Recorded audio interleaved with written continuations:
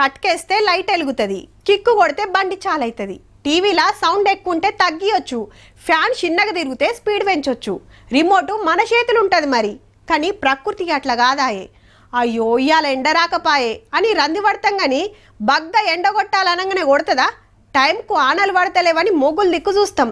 అట్లా అని ఎమ్మట దంచుతాయా? వాతావరణం ఎప్పుడు ఎట్లుండేది ఎవ్వరికి తెలియదబ్బా.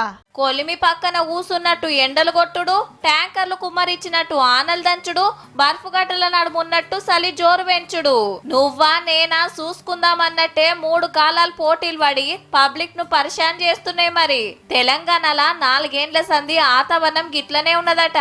ఢిల్లీలుండే ప్రకృతి సంఘపోళ్ళు దేశమంతటా ఏ రాష్ట్రంలో ఎట్లెట్లుందని వాతావరణం పరీక్ష బట్టి చెప్పిండ్రు. మన తాన ఎన్నడూ లేని ఎండలు కొడుతున్నాయట. ఎప్పుడు పడని ఆనలు సలి సరిశీర్చి పెడుతున్నాయట. ఏ కాలంలో ఆ కాలం జోరు పెంచుడు మామూలే గాని ఈ నడుమ మొత్తం కింద మీద కాబట్టే ఆనా కాలంలో ఎండ, ఎండాకాలంలో ఆన, ఇప్పుడు చలికాలంలో చలి వెరుగుడు కామనే.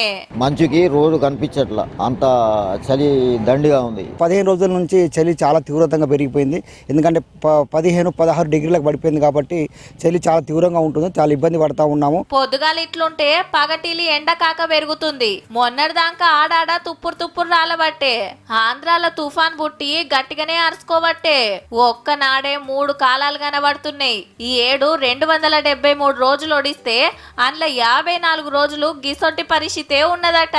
5 రోజులకో పరి వాతావరణం మారుతున్నదట. రాగల 2 రోజుల్లో కొద్దిగా స్వల్పంగా పెరిగే టెంపరేచర్లు 3వ రోజు నుంచి కొంచెం ఎక్కువగానే పెరిగి ఒక 3వ రోజు 4వ రోజుకి మనకి రాష్ట్ర వ్యాప్తంగా టెంపరేచర్లు అన్ని కూడా 14 నుంచి 18 డిగ్రీలకి చేరుకునే అవకాశం ఉంది. డెవలప్మెంట్ పేరు మీద దినామింత ప్రకృతిని ఆగం చేస్తున్నాం కాబట్టే అంతా ఉల్టా పల్టా అవుతుంది మరి.